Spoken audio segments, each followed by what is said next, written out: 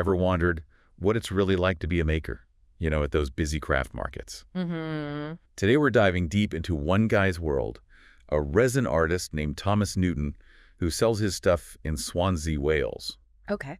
We've got his journal, calls it Craft Market Diary. Yeah. Very creative, his meticulous market checklist, and even notes on materials and techniques and this whole other thing, material lore. Wow.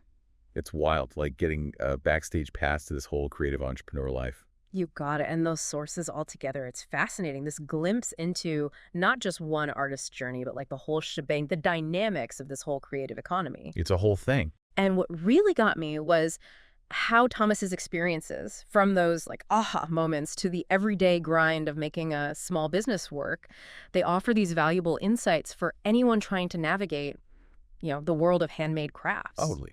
I was really struck by an entry where a customer was like, ooh, these are expensive. Yeah.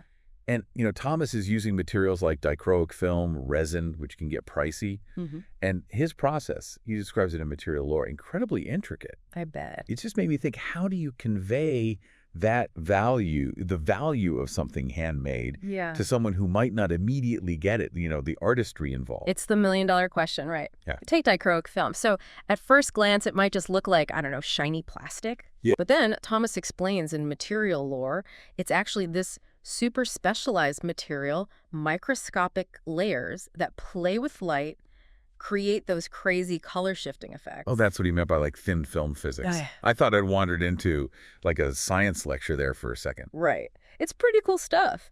And he uses lasers to cut these films into these intricate patterns, layers them with resin, sometimes adds in metallic foils or powders. It's a whole process, requires a deep understanding of, everything involved. So it's not just about mastering the technique, right? It's there's a whole business side to this too. Absolutely. It's that feedback about his prices, it kind of sparked something in him. He started trying things, creating smaller pieces, more affordable pocket money pieces, that's what he called them, alongside his more, elaborate designs. Exactly. It's that constant balance, artistic vision versus what actually sells. He even talks about it in his market diary, thinking about new things, offering workshops, taking commissions, that kind of thing. Okay. It really shows you how creative entrepreneurs, they have to be adaptable, responsive to the market. Yeah, he's constantly iterating. That's such a buzzword these days, but it really applies here. It wasn't just the pricing, though. He was also playing around with how he displayed his work. Oh, really? Yeah. He even made this little rotating stand for his pendants. Wow. I know, right? That's dedication. It is. It's so smart, though, that constant refinement. And in his market checklist, you can see how detail-oriented he is about presentation. Really? Oh, yeah. From the velvet tablecloth to the lighting, it's all very deliberate. He's crafting an experience, not just showing his pieces. I love that. It's like inviting people into his studio. Yeah. Exactly. And that's where storytelling comes in, which is really clear in one particular entry. It's like that part in his market diary.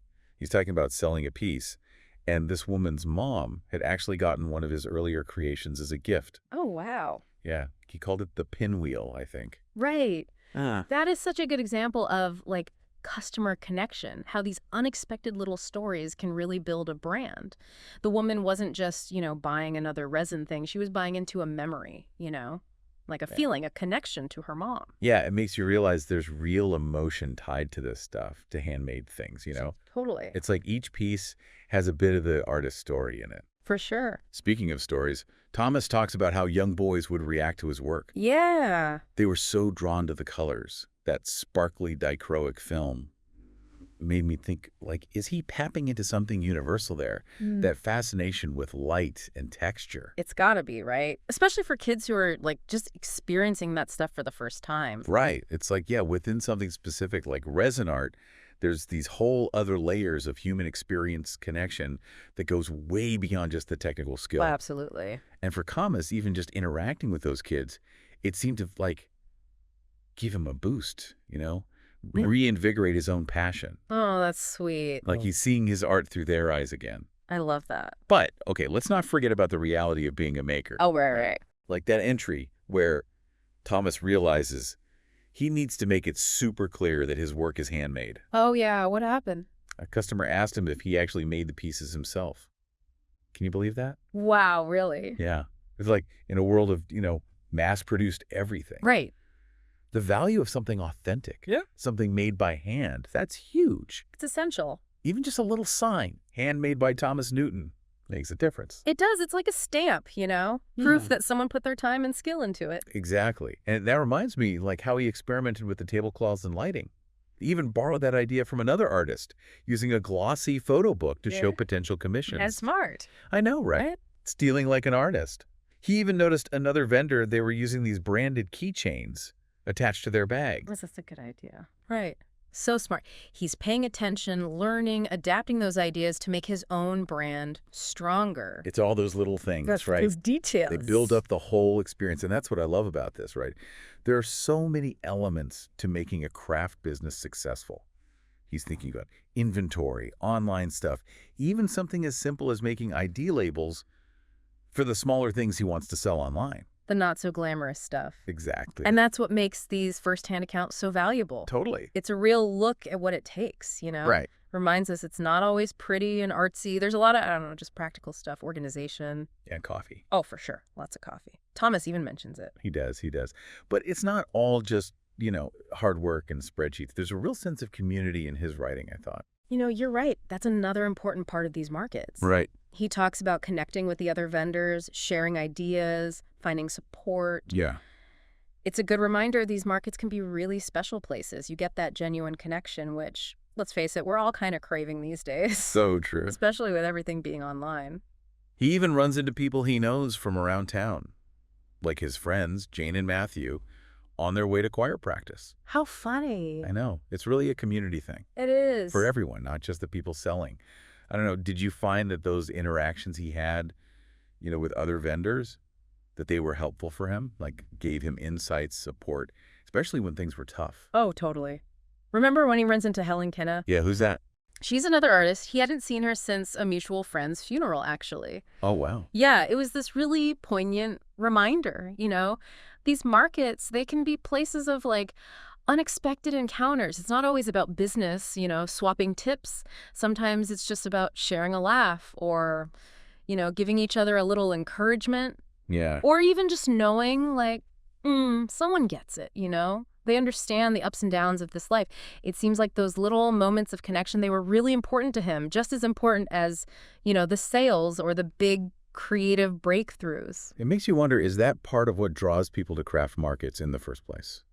It makes you wonder, is that part of what draws people to craft markets in the first place? It gotta be, right? It's not just about, finding a cool gift. It's something more. It's that authenticity, that realness, especially now when everything's online, virtual. These markets, they give you that tangible thing, Totally. You can touch the stuff, talk to the people who made it, feel that energy, that real human creativity. It's different. And you might even walk away with a story of your own. I love that about Thomas's craft market diary. It's not just about, oh, look, I sold this. It's deeper than that. Way deeper. It's about those little moments, those things that make a creative life, the ups, the downs, the surprises, that whole learning curve. It reminds me, every sale, every chat, even just him writing in that diary, it all adds up. Yeah. It helps him grow as an artist, as a business owner. It's like, embrace the chaos, find the magic where you least expect it. Love that. So, listeners, what about you? If you kept a market diary, what would be in it? Ooh, good question. Would you track your creative process or those conversations with customers? So many options. Or maybe just those aha moments, the ones that change everything. However you do it, just remember to really be present for those connections, those learning moments, those unexpected twists and turns. That's where the good stuff is. Couldn't agree more. Yeah. And on that note, we want to hear your market diary stories. Hit us up on social media. Drop us a line on our website. Let's keep this conversation going. Yes. And until next time, keep those creative sparks flying, everybody.